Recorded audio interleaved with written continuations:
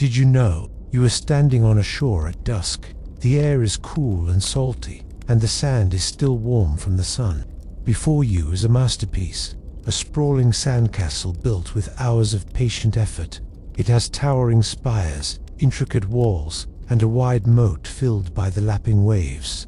It's magnificent, a miniature kingdom of sand and dreams. You feel a quiet sense of accomplishment, watching it stand against the dimming sky.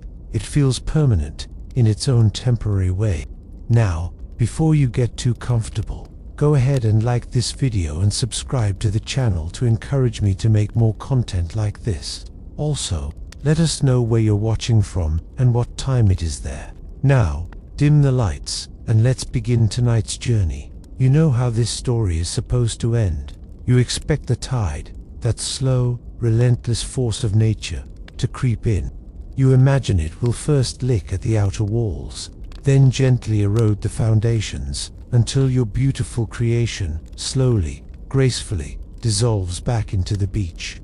This is what we are taught about the great civilizations of the past. We learn of Rome, a giant slowly bleeding out from 1,000 cuts over centuries. We hear of climate change, soil exhaustion, barbarian invasions, and economic decay. It's always a slow, passive process, a story of decline, of a system simply running out of energy, like a wind-up toy winding down. The civilization is the victim, and time is the indifferent aggressor. It's a comfortable, fatalistic story, one that absolves everyone of responsibility. But what if that story is a lie? Look at your sandcastle again. The tide is still far out, the sky is calm, and then a shadow falls over it. A foot, swift and sure, swings through the air. It doesn't stumble, it doesn't trip. It connects with the tallest tower in a calculated, deliberate arc. The structure implodes in an instant. Sand explodes outwards, the walls crumble, and the intricate details vanish into a chaotic mound. It wasn't the tide. It wasn't an accident. It was a choice. Someone kicked it over. This is the truth we are here to explore tonight. The unsettling idea that civilizations don't just collapse. They are intentionally dismantled. Someone, somewhere, decides to pull the plug, to stop paying the bills, to walk away from the walls, or to swing the proverbial foot. Many ancient cultures understood this better than we do. The Aztec civilization, for instance, believed the world existed on a cycle of 5 suns, each one a universe deliberately destroyed by the gods to make way for the next.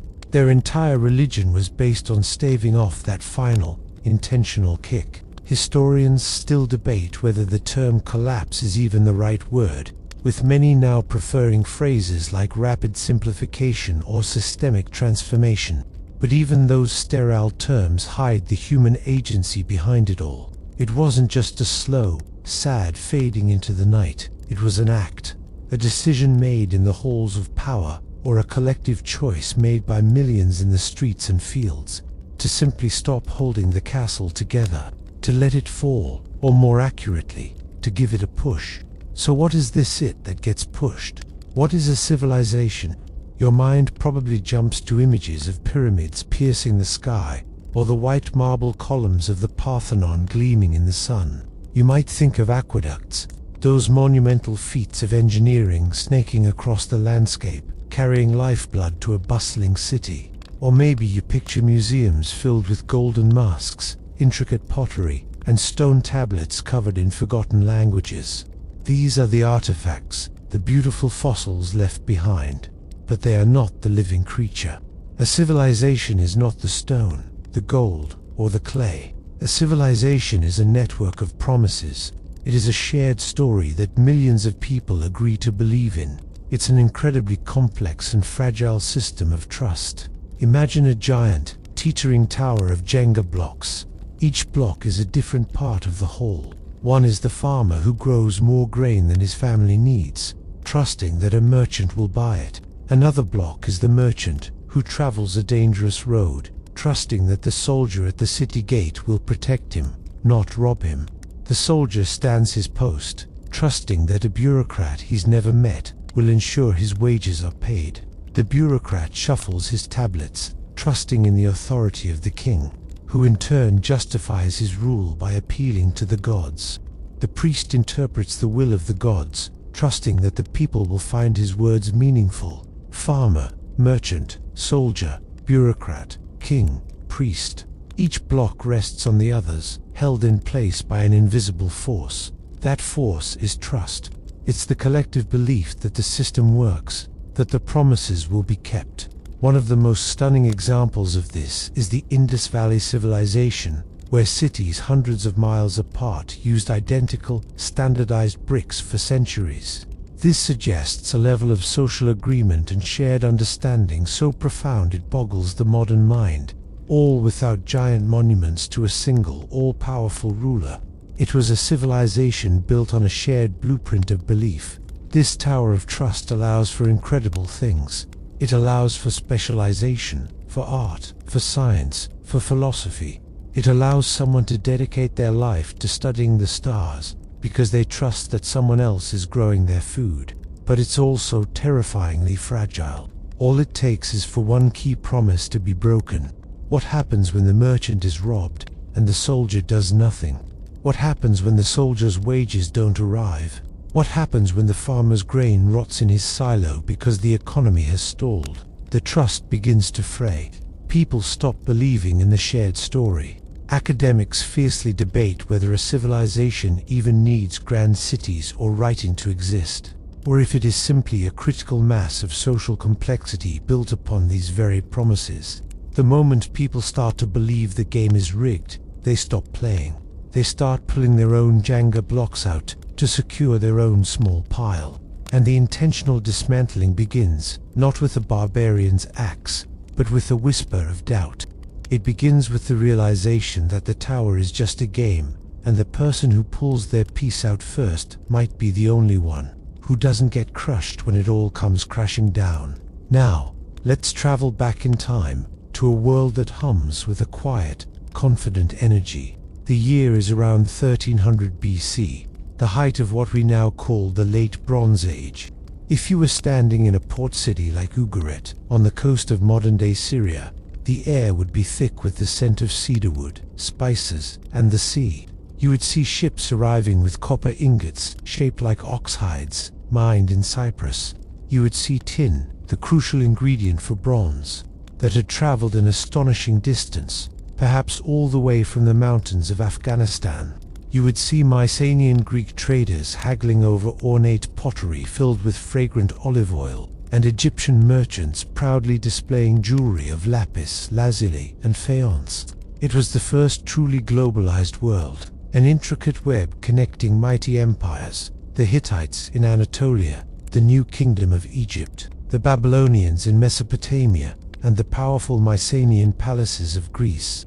The leaders of these great powers wrote to each other on clay tablets in a shared diplomatic language, Akkadian cuneiform. They called each other brother and sent lavish gifts. They married off their daughters to seal alliances. This wasn't a world of isolated kingdoms. It was a club of great powers, a complex machine of diplomacy, trade, and shared culture.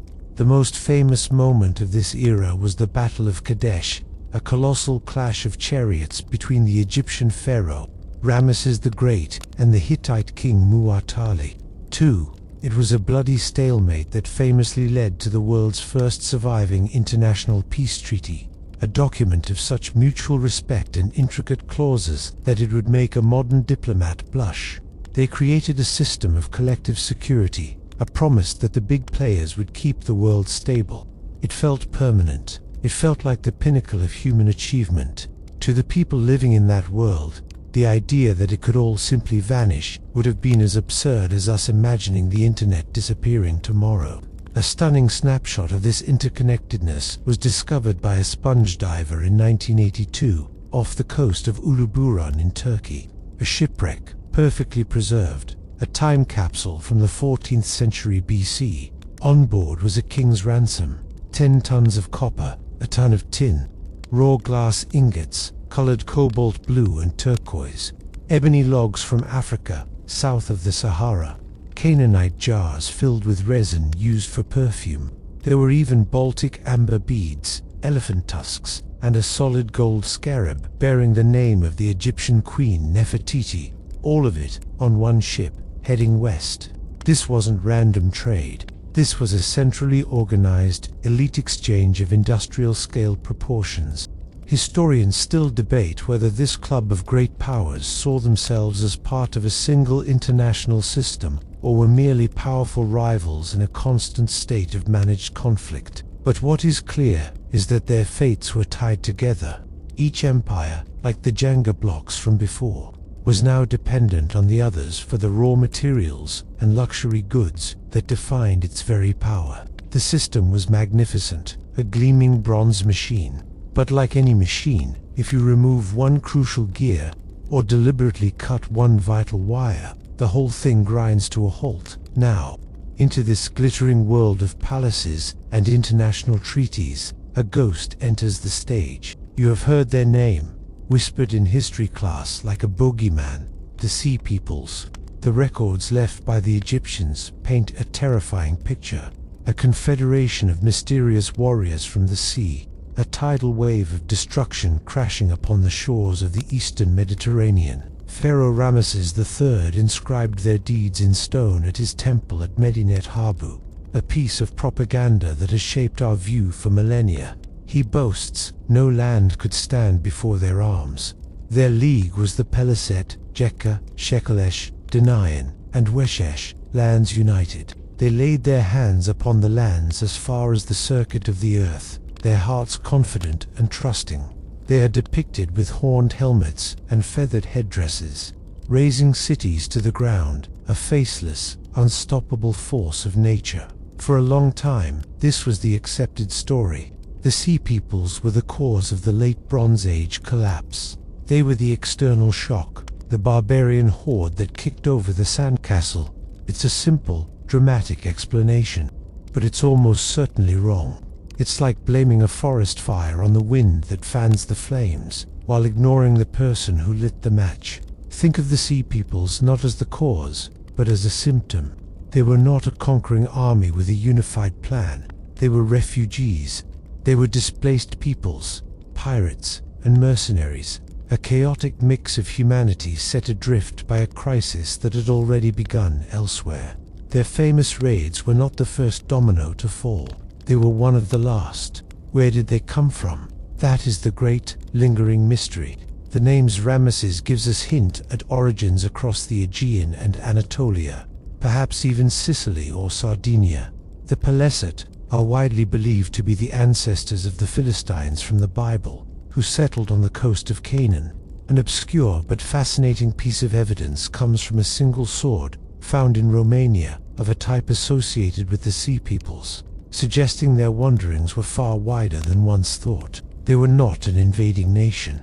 They were the shattered fragments of other societies that had already broken apart. Something, somewhere, had pushed them out of their homes. Something had dismantled their own worlds first, forcing them onto their boats in a desperate search for a new place to live. Historians still debate the precise origins of each group within the Sea Peoples coalition, but a growing consensus sees them as a consequence of the collapse, not its primary mover. The real cause was quieter, more insidious, and far more deliberate.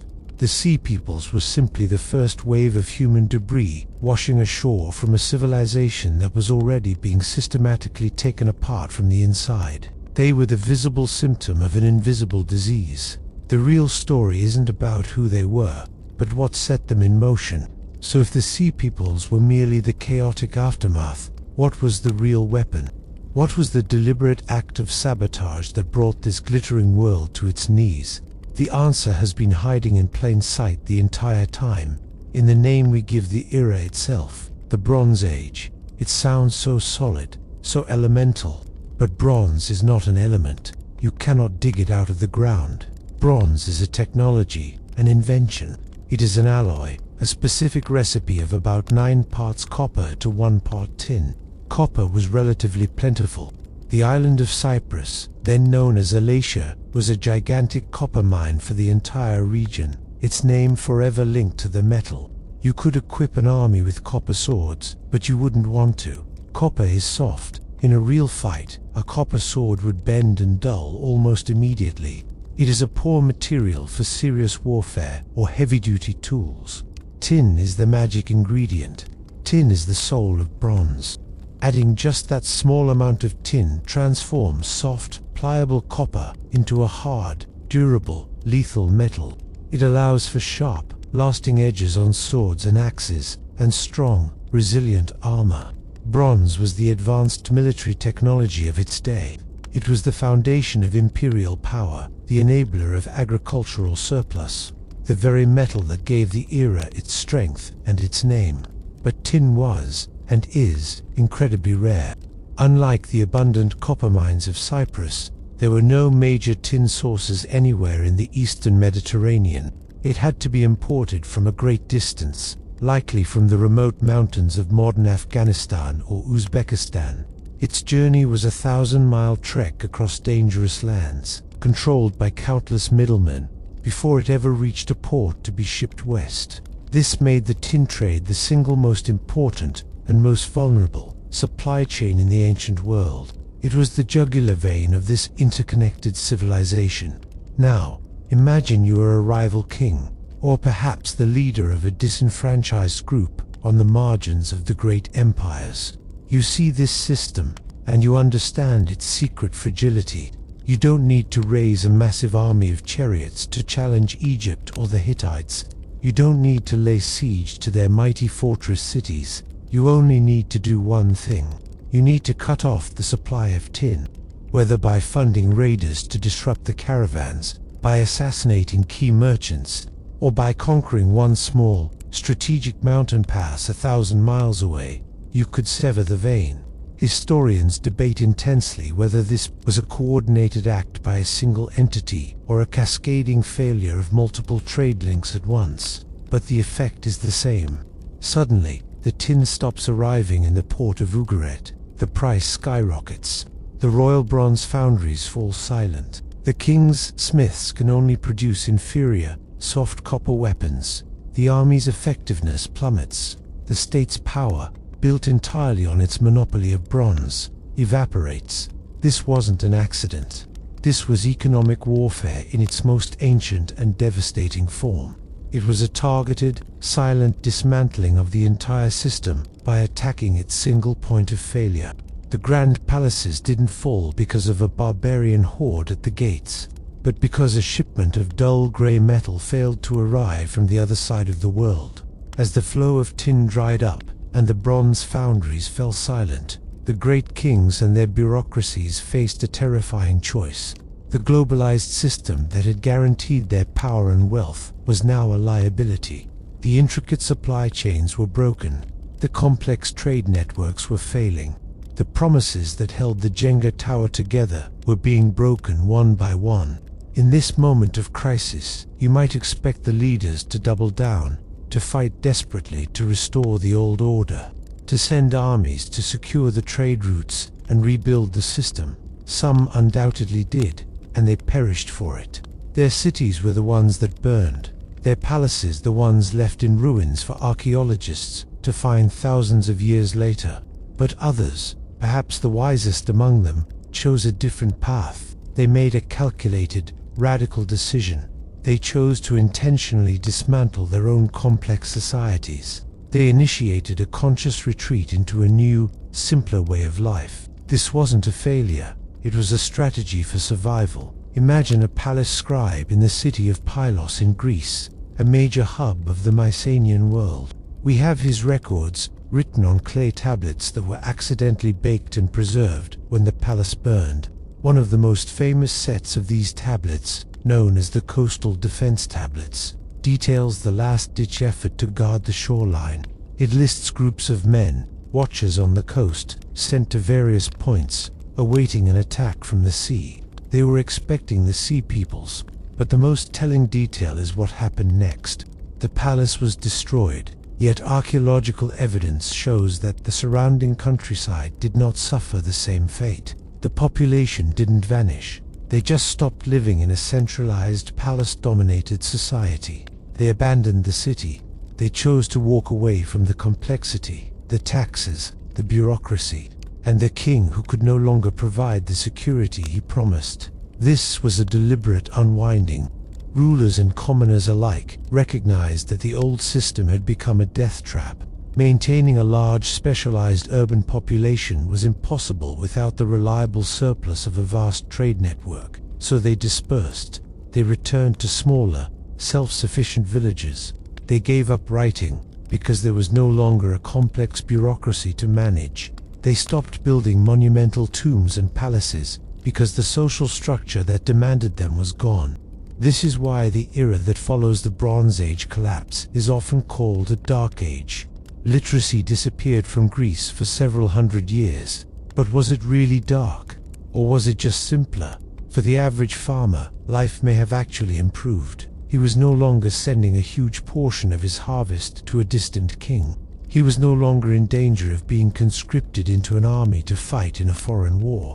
Historians still debate whether this decentralization was a top-down decision by elites managing a decline, or a bottom-up rejection by the populace. It was likely a bit of both. It was a conscious choice to let the old world go, to dismantle the great machine before it tore everyone apart. It was like closing down a massive, failing corporation and letting the employees start their own small, local businesses. It was a retreat, yes, but a strategic one. A dismantling not of a people, but of a system that no longer served them. Let us now jump forward in time, over 1,000 years, to another civilization that seemed too big to fail, the Roman Empire. When you think of Rome, you think of power, order, and permanence. You picture legions marching in perfect formation, their eagle standards glinting in the sun. You imagine the Colosseum, a theater of spectacle and state power, or the Forum, the bustling heart of a world-spanning government. For centuries, the Roman state was the most complex and sophisticated political entity on Earth. It managed a population of tens of millions, minted currency accepted from Britain to Syria, and maintained a system of laws so influential it forms the basis of many legal codes today. The empire was a machine, a vast, intricate, and astonishingly effective bureaucracy. But machines require fuel, and by the 3rd and 4th centuries AD, the Roman machine had become a monster, devouring resources at an unsustainable rate. The problem wasn't a lack of power. In fact, it was the opposite. The state had become too powerful, too complex, and too expensive. The bureaucracy had swelled to enormous proportions. An army of clerks, tax collectors, and administrators, each needing a salary, each adding another layer of complexity to the system. The military, once a lean and efficient force of citizen soldiers, had transformed into a massive professional army stationed permanently on the frontiers, demanding ever-increasing wages and lavish retirement bonuses. To pay for it all, the state required a staggering amount of tax revenue. This created what academics call a complexity trap. The system created problems, like barbarian threats or logistical challenges, that could only be solved by adding more complexity, like a bigger army or more officials, which in turn created more problems and demanded more resources. It was a vicious cycle. The famous Roman road network, a marvel of engineering, became a double-edged sword. It allowed armies to move quickly, but it also allowed tax collectors to reach the most remote villages with ruthless efficiency. Faced with this bloated, voracious machine, the managers of the empire, the emperors and the ruling class, began to do something that seems unthinkable. They began to dismantle it themselves, piece by piece, not out of malice, but for the sake of efficiency and their own survival. They couldn't afford to maintain the whole thing, so they started to treat. They pulled legions from less important provinces, like Britain, to defend more critical frontiers, like the Rhine and Danube, effectively abandoning entire populations to their fate. They began to simplify the tax code, not to make it fairer, but to make it easier to collect, often shifting the burden onto local landowners, who became the state's unwilling agents. Historians still debate whether this was a conscious, long-term strategy or a series of desperate, short-sighted decisions. But the result was the same. The very people in charge of the empire were hollowing it out from within. It was like a CEO trying to save a failing company by selling off its most valuable assets and firing its most experienced workers. It was a controlled demolition, a deliberate dismantling designed to save the core, even if it meant sacrificing the whole. The fall of Rome wasn't a sudden crash. It was a long, slow process of the Romans themselves taking their own empire apart. As the Roman state machine groaned under its own weight, its managers came up with what seemed like a clever solution to one of their biggest problems: military manpower and cost. The traditional system of recruiting Roman citizens was becoming increasingly difficult and expensive. Why not, they reasoned, hire the people who were already causing trouble on the frontiers? Why not outsource the empire's defense to the very barbarians they had been fighting for centuries? This policy created a new class of soldier, the Foederati. These were entire tribes of Goths, Franks, Vandals, and other Germanic peoples, who were not conquered but contracted. They were allowed to settle on Roman land inside the empire's borders, and in return for this land and an annual payment, often in gold, they pledged to fight for Rome as allies under the command of their own kings and chieftains. On the surface, it looked like a brilliant strategic move. It was cheaper than raising, training, and equipping a traditional Roman legion. It turned potential enemies into allies, and it provided a ready-made, battle-hardened military force right where it was needed on the frontiers. It was the ultimate act of outsourcing. Rome was no longer just hiring individual mercenaries, it was subcontracting its soul, its very military core. For a time, it worked. Gothic cavalry played a decisive role in Roman victories. Frankish chieftains rose to become powerful generals in the Roman army. One of the most famous examples is the Visigothic leader Alaric. He served for years as a Roman commander, fighting loyally for the emperor, before a political dispute led him to famously sack the city of Rome in 410 AD. He wasn't a foreign invader in the traditional sense. He was a disgruntled contractor, a high-level employee who felt he had been betrayed by corporate headquarters and decided to raid the main office. But this policy was a slow-acting poison, a deliberate dismantling of the very identity of the Roman military. What did it mean to be a Roman soldier when your entire unit was composed of Goths who spoke their own language, followed their own king, and fought with their own tactics? The Roman state was intentionally creating powerful, armed, and semi-independent entities within its own borders. It was dissolving its own monopoly on violence. Historians debate whether this was a fatal error or a pragmatic necessity given the circumstances. Was it a brilliant adaptation or a suicidal gamble? Regardless, it fundamentally changed the nature of the empire. Power was no longer centralized in Rome or Constantinople. It was now diffused, held by charismatic barbarian kings with their own loyal armies. Living on Roman soil, the empire was intentionally replacing its own cells with foreign ones, hoping the body would not reject them. It was a strategic choice that hollowed out the institution of the legions, replacing it with a patchwork of alliances that were only as strong as the last payment of gold. They didn't just let the barbarians in, they invited them, paid them, and gave them the keys to the armory. It was a calculated dismantling of the empire's military foundation for the sake of short-term convenience. While the frontiers were being outsourced to barbarian contractors, another form of dismantling was taking place far from the battlefield, in the quiet halls of the imperial mints and the grand villas of the elite. This was a deliberate, internal bleeding of the empire's economic and social lifeblood, carried out by the very people at the top. The first and most critical act was the debasement of the currency. The Roman state was perpetually short on cash to pay its massive army and bureaucracy. The solution, used by emperor after emperor, was simple and devastating. They would recall the silver coins, like the famous denarius, melt them down, and remint them with a little less silver and a little more cheap base metal, like copper or bronze. At first, nobody noticed.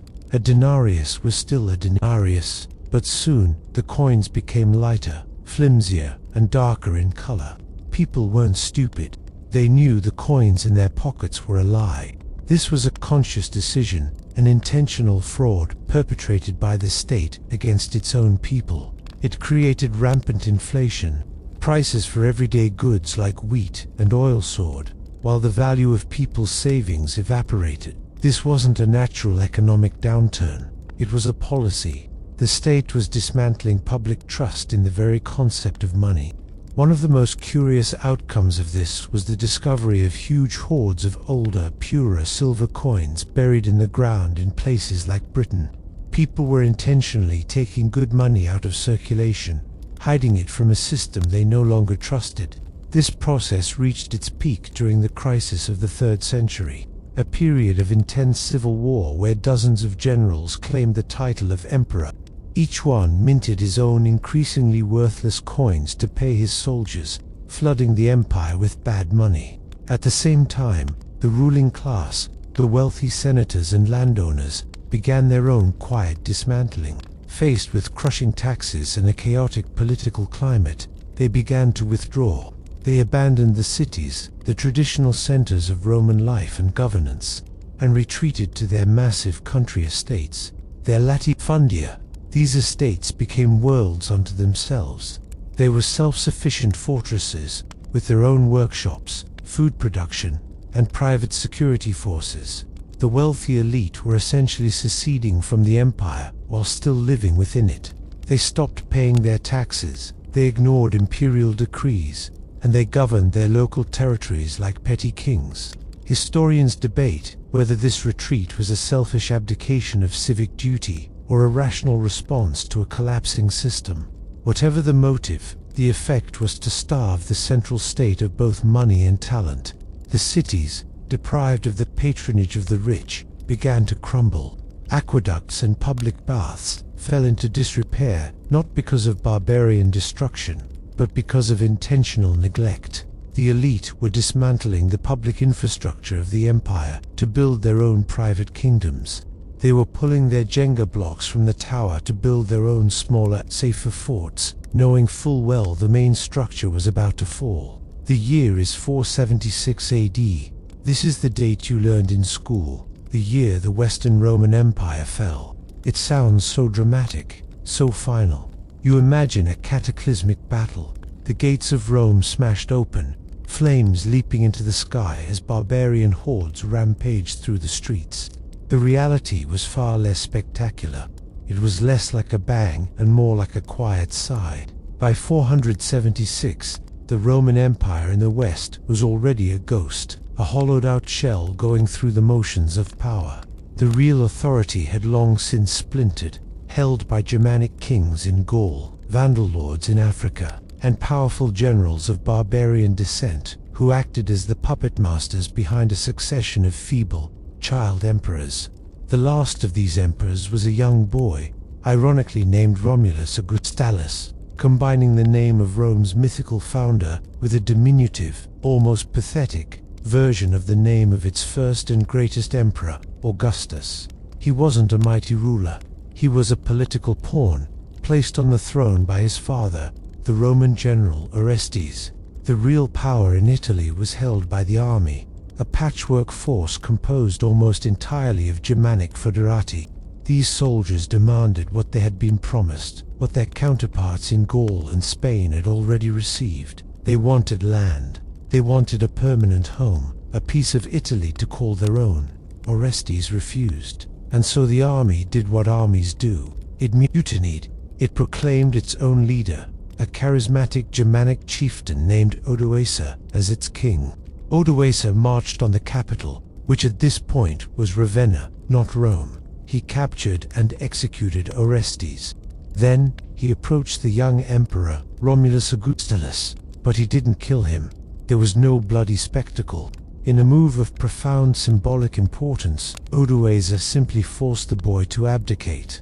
He took the imperial insignia, the diadem and the purple robe, and instead of claiming them for himself, he packed them up and shipped them to the Eastern Roman Emperor, Zeno, in Constantinople.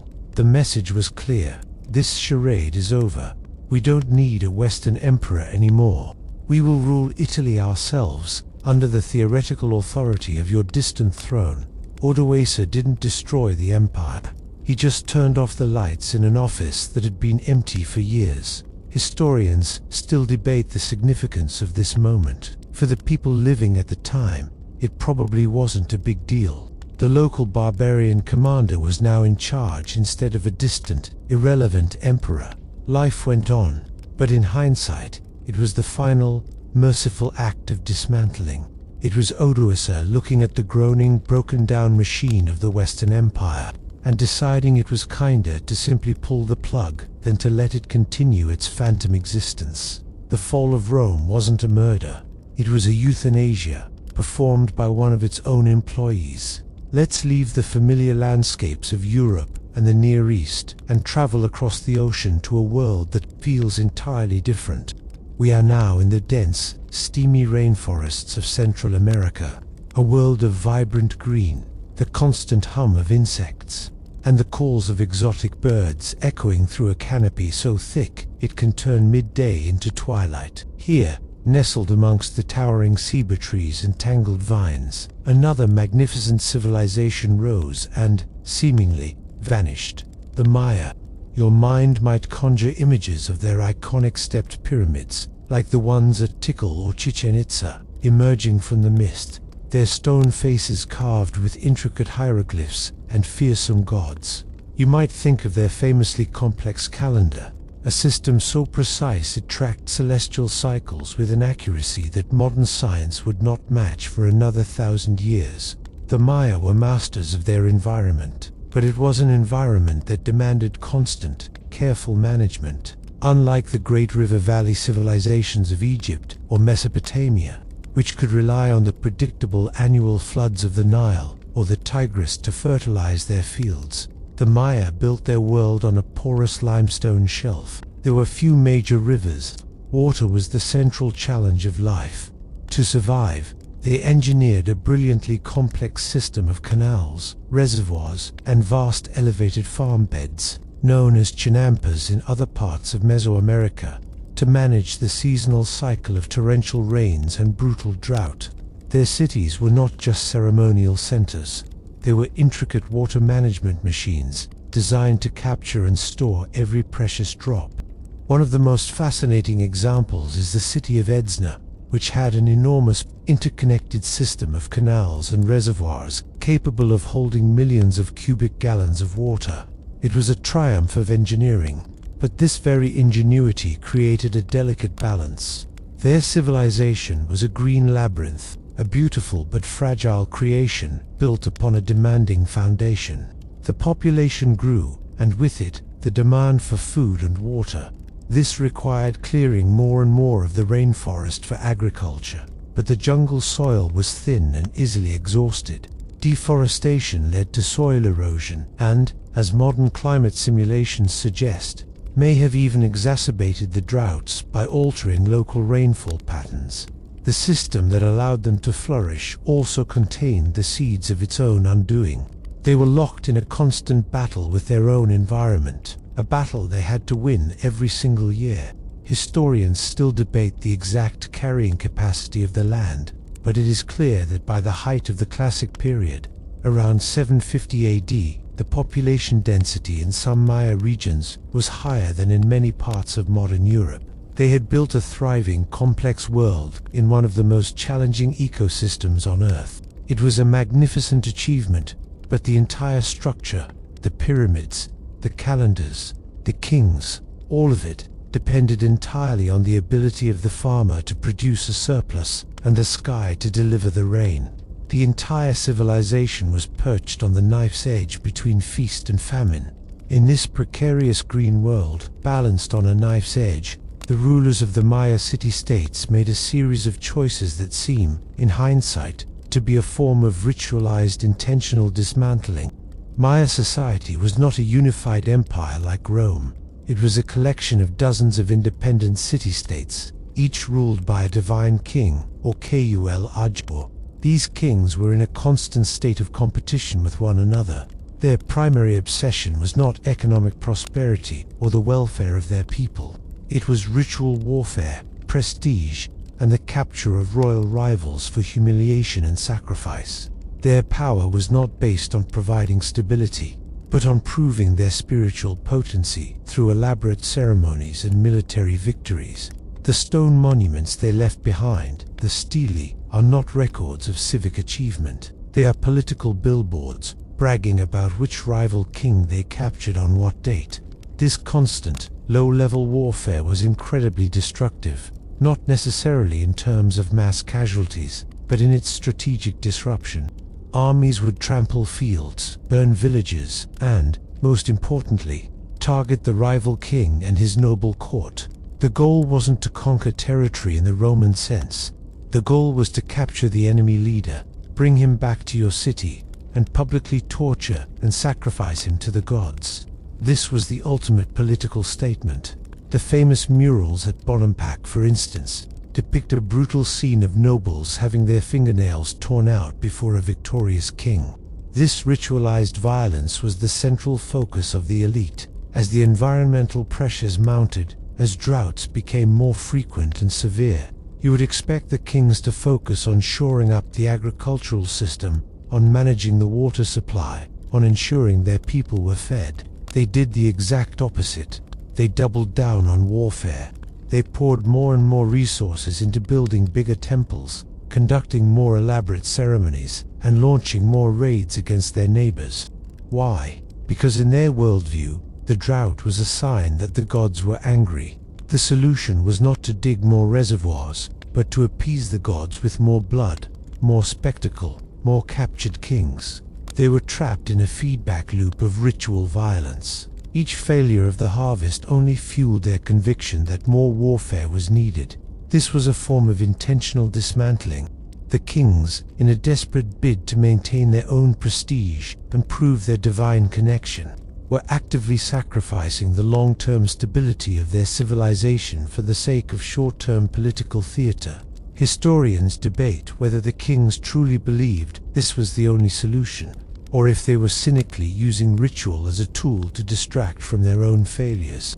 Either way, they were consciously choosing to invest in monuments and warfare, while the agricultural foundation of their society crumbled beneath their feet. They were starving their own people, not with malice, but with piety. It was a sacred demolition. So you have this situation. The rains are failing, the harvests are shrinking, and your kings are more interested in elaborate, bloody rituals than in solving the practical problems of survival. They demand more of your food as tribute, more of your labor to build their temples, and more of your sons to fight in their endless prestige wars. You are an ordinary Maya farmer, living in a small village on the outskirts of a great stone city like Tikal. For generations, your family has honored the Kewalajor, the Holy Lord. You believed he could intercede with the gods, that his rituals would ensure the corn would grow. But now, you see the evidence with your own eyes. The reservoirs are low. The king's magic is not working. The promises that held this world together are being broken. What do? You walk away. This is the radical theory of the Great Walk Away, the classic Maya collapse, which saw the abandonment of the great southern lowland cities between 800 and 900 AD, was not a story of a people who died out. It was a story of a people who voted with their feet. It was a mass popular movement, a silent, unorganized revolution. Archaeologists see it in the evidence. The last monuments in many cities are left unfinished, as if the sculptors simply dropped their tools one day and went home. The grand palaces were not systematically destroyed by invaders. Instead, commoners moved in for a short time, built crude hearths in the middle of throne rooms, and left graffiti on the pristine plaster walls, an act of defiance against the failed elite. Then, they too left. The cities were not violently overthrown. They were simply abandoned. This was the ultimate act of dismantling, a bottom-up rejection of the entire system. The farmers and laborers made a collective, rational choice. The social contract was void. The kings were not holding up their end of the bargain, so the people were no longer going to hold up theirs. They stopped bringing tribute to the cities. They stopped providing labor for the monuments. They retreated from the centralized political structure and melted back into the jungle. returning to a simpler, more sustainable way of life in small, scattered villages. It was a conscious decoupling from a political system that had become parasitic and ineffective. Historians still debate the speed and scale of this abandonment, whether it was a slow trickle over decades or a rapid exodus.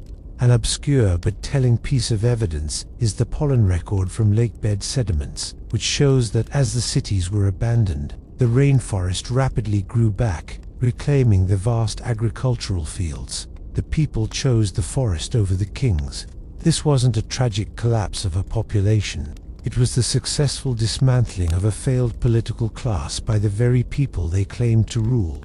It was perhaps the most effective and peaceful tax revolt in human history. They simply stopped participating. What if this process, this urge to dismantle, isn't just a strange quirk of a few ancient societies? What if it's a fundamental law of how all complex systems behave, including our own?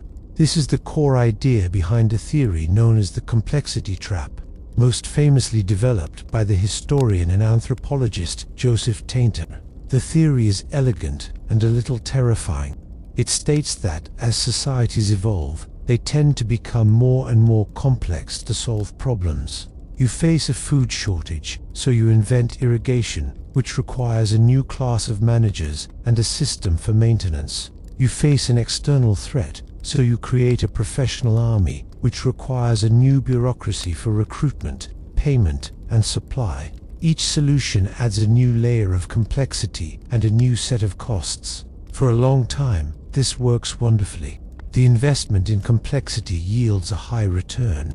The irrigation system produces a massive food surplus. The professional army conquers new lands and brings back wealth. The society flourishes. But then, it hits a point of diminishing returns. The complexity itself starts to become the problem. The bureaucracy becomes bloated and inefficient. The cost of maintaining the army begins to outweigh the plunder it brings in. The irrigation system requires constant, expensive repairs. You are now spending more and more energy just to maintain the system at its current level. You are running faster and faster just to stay in the same place. This is the complexity trap. The society has become a victim of its own success, a prisoner of the very structures it created to thrive. One of the clearest examples is the incredible complexity of late Roman tax law, which became so convoluted that it was often cheaper for a landowner to bribe the tax collector than to actually comply with the regulations, adding yet another layer of unofficial complexity to the system.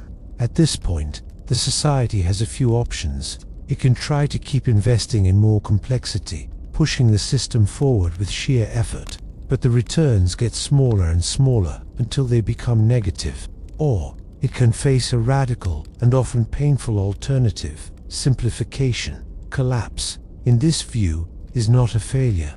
It is an economic decision. It is a rapid, drastic reduction in complexity because the society can no longer afford the energy costs of maintaining itself. When the cost of being a Roman citizen, with all the taxes and obligations, becomes higher than the benefits of Roman roads and security, people will start to opt out. They will retreat to their self-sufficient farms. They will pledge allegiance to a local warlord who offers simpler, more direct protection. Historians debate whether this process is an unconscious, systemic drift or a series of conscious choices. But Tainter's theory suggests that at a certain point, dismantling the complex system is the only logical path forward. It's like owning a beautiful, classic car that now costs a fortune to insure, fuel, and repair.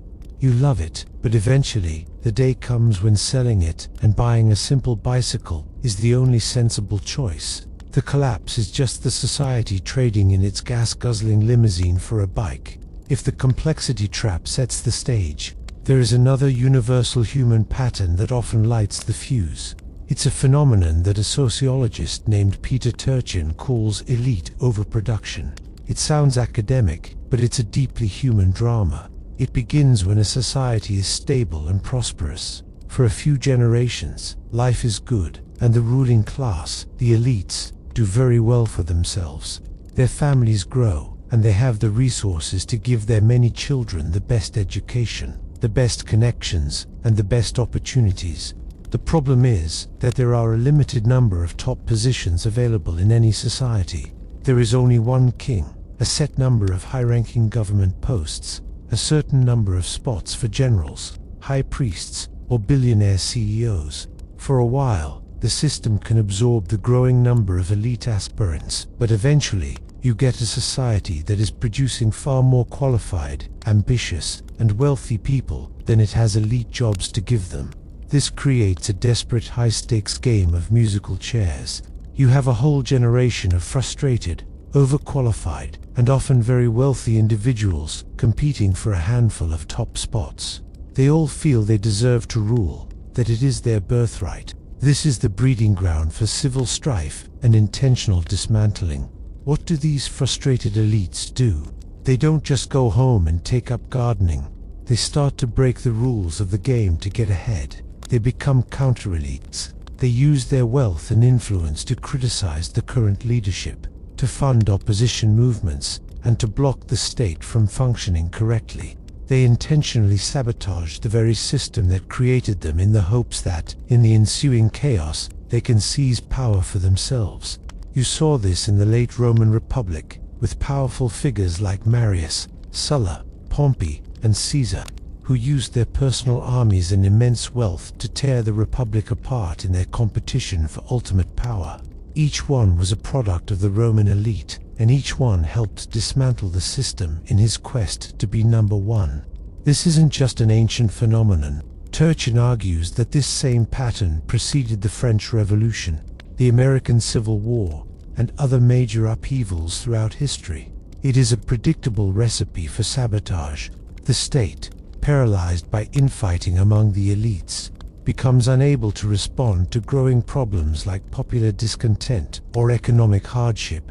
The counter-elites often form an alliance with the unhappy masses, not because they care about their plight, but because they see them as a weapon to be used against their rivals in the establishment. A fascinating but obscure example is the role of Philippe d'Orléans during the French Revolution. As the king's cousin, he was a supreme elite. Yet he used his immense wealth to print anti-monarchy pamphlets and encourage the Parisian mob, hoping to displace his cousin Louis XVI and become king himself. He was intentionally sawing off the branch his entire family was sitting on. Historians still debate the relative importance of elite competition versus popular unrest, but the pattern is undeniable. When you have too many ambitious people fighting for too few prizes, some of them will inevitably decide that burning the entire house down is a better option than losing the game. We've talked about systems, economies, and elites, but let's bring it back to the human heart. Why would someone choose to dismantle their own world? What does it feel like to stand before your sandcastle and decide to kick it over? We tend to frame collapse as a tragedy, a story of loss and despair, and for many, it undoubtedly is. But there is another emotion, a powerful and often overlooked one, that can drive this process. Relief, the simple, profound relief of letting go of an unbearable burden. Imagine yourself not as a king or a general, but as an ordinary person living within one of these top-heavy, overly complex societies. You are the Roman farmer whose tax burden is so high that you risk losing your ancestral land every year. You are the Maya commoner, exhausted from endless labor on a temple for a king whose rituals no longer bring the rain. You are the Bronze Age merchant, living in constant fear that the fragile trade routes that are your livelihood will be cut off tomorrow. Your life is defined by a deep, grinding anxiety. You are a cog in a giant, impersonal machine that you have no control over. A machine that demands more from you every day and gives you less and less in return. The system that was meant to provide security has become the primary source of your insecurity. In this context, the collapse of that system isn't a terrifying apocalypse, it is a release. The dismantling of the state means the tax collector is never coming back. The abandonment of the city means you no longer have to toil for the glory of a distant, ineffective king. The severing of the trade routes means you are free from the anxieties of a global market and can focus on the simple, tangible reality of your own village and your own small farm. One of the most poignant archaeological findings from post-Roman Britain is the so-called Black Earth layer that covers many former Roman towns.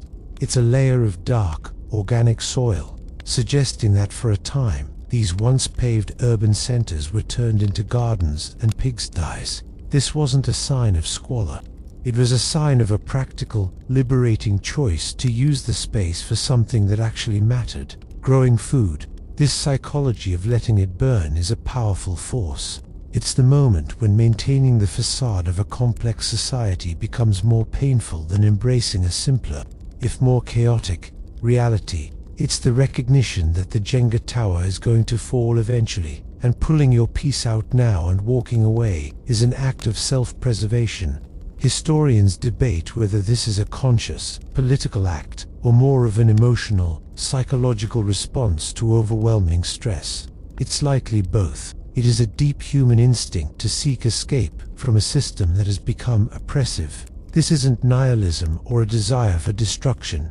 It is a quest for freedom. Freedom from debt, freedom from obligation, freedom from a future that feels both terrifying and inescapable. The act of dismantling, whether it's a king deciding to abandon a province or a farmer deciding to abandon a city, can be an act of profound, liberating catharsis.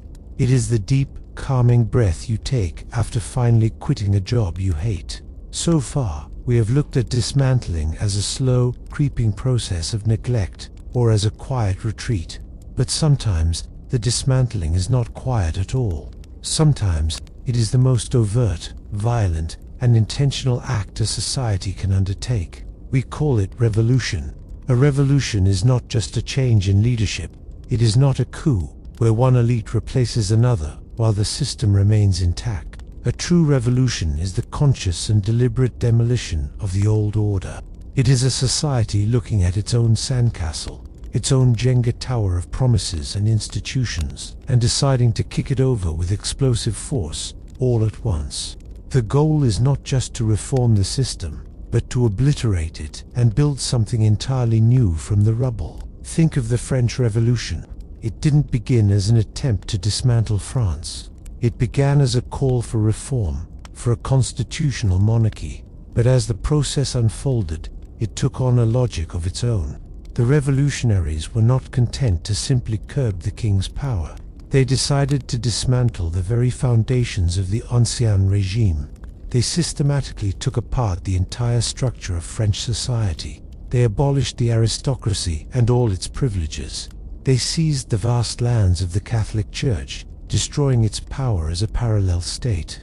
They even tried to dismantle time itself, creating a new calendar with 10-day weeks and renaming the months to reflect nature, like Thermidor for the hot season and Brumaire for the misty one. This was an attempt to erase the past, to wipe the slate clean so that a new republic of virtue could be built from scratch. This is dismantling as ideology. It's driven by a powerful, often utopian, belief that the old world is so corrupt, so unjust, that its total destruction is a moral necessity.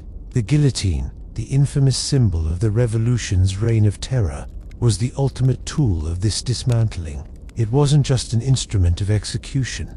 It was a political statement, a ruthlessly efficient machine for eliminating not just people, but the entire class of people who represented the old world. A famous, if perhaps apocryphal, story tells of the chemist Antoine Lavoisier, who was also a tax collector for the old regime. When he pleaded for his life, citing his scientific work, the judge supposedly replied, "The Republic has no need of scientists." Historians still debate whether the terror was a necessary evil to protect the revolution from its enemies or a descent into paranoid madness that ultimately devoured its own children. But what is clear is that it represented the most extreme form of intentional dismantling, a terrifyingly logical conclusion to the idea that in order to build a perfect world, you must first completely demolish the imperfect one that stands in its way. It is the sandcastle kicked over not with a foot, but with dynamite. We have journeyed through the dust of the Bronze Age, the marble ruins of Rome, and the vine-choked pyramids of the Maya. We have seen how complex systems, for all their glory, carry within them the tools of their own disassembly. It is easy to look back at these fallen worlds with a sense of detached curiosity, as if they are fossils from a distant planet. But the patterns are persistent. The laws of complexity, elite competition, and the psychology of relief do not have an expiration date, and so we must turn the lens from the past and onto the mirror. Are we, in our modern, hyper-globalized, technologically miraculous world, immune to these forces? Or are we, right now, in the midst of our own slow, and perhaps intentional, dismantling? Think about the intricate supply chains that bring you everything from your morning coffee to the smartphone in your hand. They are marvels of efficiency, a global network far more complex than the tin trade of the Bronze Age. But as we have seen in recent years, they are also incredibly fragile. A single ship stuck in a canal, a pandemic in a distant manufacturing hub, or a political conflict halfway around the world can cause shortages and economic shocks that ripple across the entire globe. Are the current trends towards reshoring economic nationalism and trade wars a rational response? Or are they the first steps in a deliberate dismantling of the globalized system that has defined the last 50 years? Is it a managed retreat or the beginning of a chaotic decoupling? Consider the phenomenon of elite overproduction. Our world has produced more university graduates and more billionaires than at any point in human history. Yet, this has coincided with rising political polarization, deep social distrust, and a sense of perpetual crisis. Are our bitter political battles and culture wars just disagreements, or are they a symptom of competing elites intentionally sabotaging the system for their own gain, undermining public faith in institutions like science, journalism, and democracy itself? A curious, modern parallel to the Roman elite retreating to their villas might be the trend of the soup-itch, building luxury doomsday bunkers or investing in remote bug-out locations in places like New Zealand. Historians of the future may debate whether this was simply a strange hobby of the wealthy, or a sign that the people with the most to lose had already started pulling their Jenga blocks from the tower. And what about the psychology of relief? When you see movements that advocate for degrowth or a return to simpler, local economies, is that a fringe idea, or is it an expression of a deep, collective exhaustion with the relentless demands and anxieties of our complex modern world? Are we, too, feeling the burden of maintaining a system that feels increasingly unstable and unrewarding? We don't have the answers, only the echoes of the past, urging us to ask the right questions. It is easy to stand in the quiet aftermath, to look at the toppled sandcastle or the scattered Jenga blocks, and see only an ending. We are conditioned to see destruction as a final state, a tragedy with no epilogue. But this is a profound misunderstanding of how living systems work, from forests to human societies. The act of dismantling is rarely just an act of destruction. It is also, simultaneously, an act of creation. Imagine a forest floor, choked with old, dead undergrowth that blocks the sunlight and suffocates new life. A wildfire sweeps through, and it looks like absolute devastation. But the fire clears the debris, cracks open seeds that can only germinate in extreme heat, and returns vital nutrients to the soil. From the ashes, new and often stranger flowers begin to grow, things that could never have found a foothold in the old, crowded ecosystem. This is what happened in the wake of the great collapses. The dismantling cleared the ground. After the hyper-centralized, bureaucratic Mycenaean palaces of Greece burned, the world fell into what we call the Greek Dark Age. Writing was lost. The grand art of fresco painting vanished. The population scattered. It was a complete teardown of the old world. But in the fertile soil of that dismantled society, something new took root. The rigid top-down palace system was replaced by a new, decentralized political unit, the polis, or city-state. This new structure fostered intense competition, trade, and intellectual ferment. A fascinating curiosity from this rebirth is how they regained literacy. They didn't revive the old, clunky, linear B script of the palaces. They adopted and radically adapted the alphabet of their new trading partners, the Phoenicians, creating the first true alphabet with vowels. From this new beginning came the seeds of democracy in Athens, a political idea that would have been utterly unthinkable in the old world of divine kings. Historians debate whether the Greek Dark Age was a period of catastrophic decline or a necessary incubation period for the innovations of the classical era. The same pattern holds for the aftermath of Rome. The dismantling of the Western Empire's massive, centralized state created a power vacuum, but not a void. New institutions grew to fill the space. The Catholic Church, once just one religion among many, transformed into a powerful, unifying administrative and cultural force across the fragmented continent. The rigid Roman social order was replaced by the complex web of personal loyalties known as feudalism, a new system of security for a more localized world. The fall of Rome allowed for the rise of Europe, the distinct cultures and languages that would eventually become France, Spain, England, and Germany were able to blossom precisely because the homogenizing weight of the Roman machine had been lifted. The dismantling, whether intentional or not, was the necessary prerequisite for the next chapter. It is not an end. It is a turning of the page, a violent and often painful clearing of the slate that allows a new and entirely unpredictable story to be written. We have come to the end of our journey through the ruins of worlds that once believed themselves to be eternal. We began with a simple, unsettling idea that civilizations are not just victims of time and circumstance. They do not just collapse. They are dismantled. We have seen how a strategic disruption of a single commodity, tin, could unravel an entire age of bronze. We have seen how the managers of the Roman state hollowed out their own empire for the sake of efficiency and convenience. We have seen how Maya kings sacrificed their society for ritual glory, and how their people responded by simply walking away. These were not acts of nature. They were not accidents. They were choices made by human beings, in rooms of power, in bustling marketplaces, and in the quiet fields. We often tell history as a story of great forces, of climate change, economic cycles, and vast, impersonal migrations. These forces are real, and they create the conditions for change.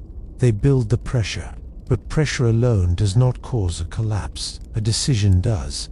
Someone, somewhere, must choose to stop paying the soldiers, to debase the currency, to abandon the city, or to turn against the system that nurtured them. The architect of the collapse is almost always in the room when the building falls. There might be a rival elite sabotaging the state for personal gain. There might be a ruler making a desperate, short-sighted gamble. Or there might be an ordinary person who, in a quiet act of defiance, decides that the burden of complexity is no longer worth bearing. This realization is both terrifying and empowering. It's terrifying because it removes the comfort of fatalism. We cannot blame the stars or the tides for our fate. The fragility of our own glittering, complex world is not just a matter of external shocks we cannot control. It is also a matter of the choices we make every day, as individuals and as a collective. But it is also empowering, because if collapse is a choice, then so is resilience. If societies can be intentionally dismantled, they can also be intentionally maintained, repaired, and reformed. The famous historian Arnold Toynbee argued that civilizations are not murdered, but commit suicide. This is a dark thought, but it contains a kernel of hope. It places the instrument of life or death squarely in our own hands. History is not something that happens to us. It is a story we are actively writing. The final, crucial question is not whether our civilization will fall. The question is, what choices will we make to either dismantle it or to hold it together for one more day? The sun has long set on our sandcastle by the shore. The tide did eventually come in, of course, as it always does, but its gentle waves merely smoothed over the chaotic mound left behind by that deliberate, decisive kick. The moonlight now catches the wet, glistening sand, a blank slate, a quiet and empty stage where something new might be built tomorrow or the day after. As our journey through these echoes of time comes to a gentle close, allow the rhythm of the story to slow down, to become as soft and steady as the distant, sleeping ocean. The great, complex questions of history can now recede, like the tide pulling away from the shore, leaving behind only a sense of calm and a quiet space for your mind to rest. There are no more empires to dismantle tonight, no more kings to question, no more difficult choices to be made. There is only the here and now, a safe and comfortable space you have created for yourself, far from the rise and fall of civilizations. Feel the weight of the day gently lifting from your shoulders, replaced by a feeling of serene stillness. The air around you is calm, the light is soft, and a feeling of deep security envelops you like a warm blanket. Let your thoughts drift, becoming as light and formless as clouds passing across the moonlit sky. There is nothing left to do, nothing left to solve. There is only the gentle descent into a peaceful, restorative sleep, where dreams are kind and the morning is a promise of quiet renewal. The end, sweet dreams.